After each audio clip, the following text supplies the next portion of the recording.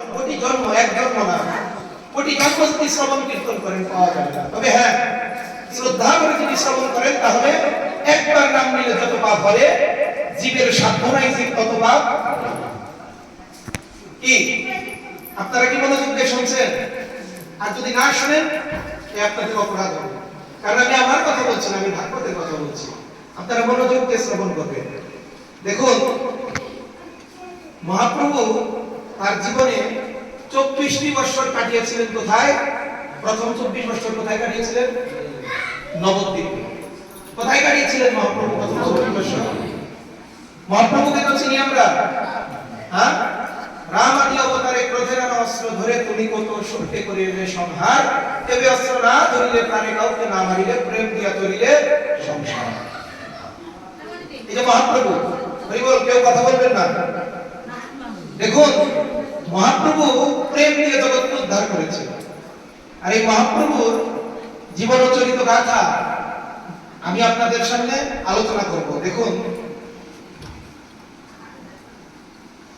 এখন 8:39 বাজে, 10টার হয়তো 5-10 মিনিট আগেই শেষ হয়ে যাবে। 1 ঘন্টা 10-15 মিনিট লাগবে। আপনারা কৃপা করে শ্রবণ করবেন। হ্যাঁ, আমার একটু দেরি হয়ে গেছে, তার জন্য আমি ক্ষমা প্রার্থনা করি। কারণ আমি যে অধ্যায়টাই ধরি, আমি অধ্যায় শেষ না করলে আমি ভাগবত শেষ করি। এই সবচেয়ে ছোট যে অধ্যায়টা আছে আমি বার করছি।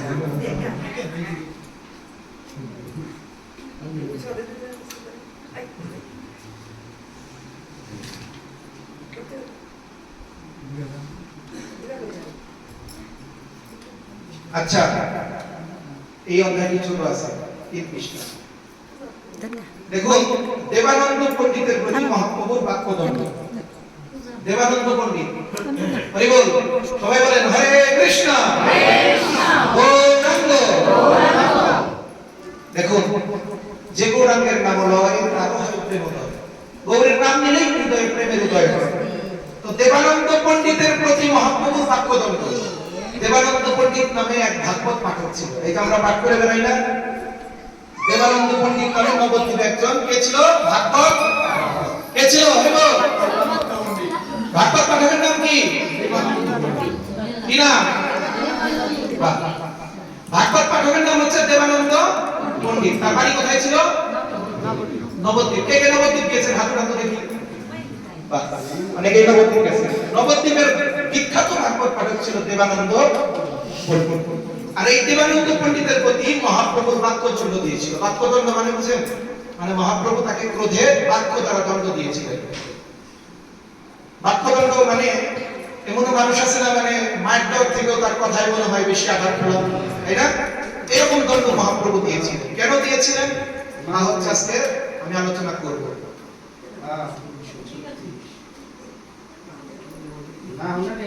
তো দেখুন, দেবানন্দ পণ্ডিতের প্রতি মহাপ্রভুর বাক্যদণ্ড। তো এই অধ্যায়ে 3টি ভাগ রয়েছে। একটা হচ্ছে দেবানন্দ পণ্ডিতের শ্রীমদ্ ভাগবতের ভক্তিহীন ব্যাখ্যা শ্রবণ করে মহাপ্রভুর অভিব্যক্তি। এই যে ভাগবত পাঠ, এই ভাগবত পাঠ আমরা যারাই করি, যদি তার ব্যাখ্যা যদি ভক্তি না থাকে, দেখবেন ভাগবত পাঠ করছে, তার ভাগবত পাঠের ভক্তি নাই।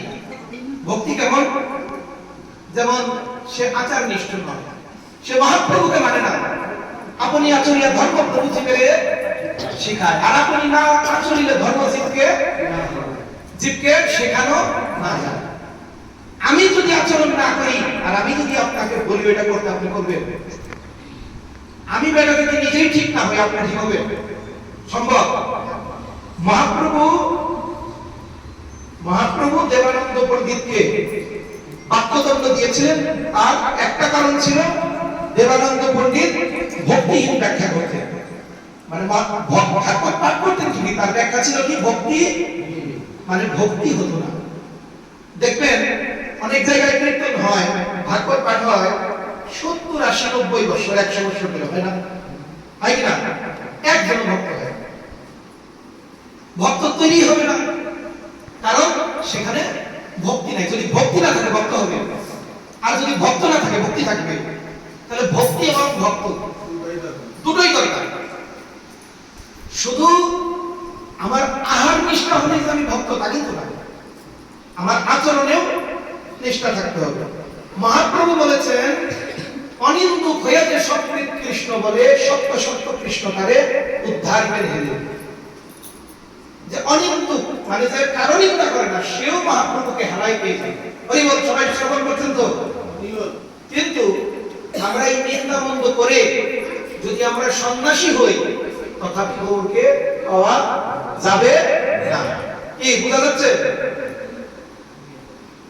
নিন্দা করলে ভগবানকে পাওয়া যাবে?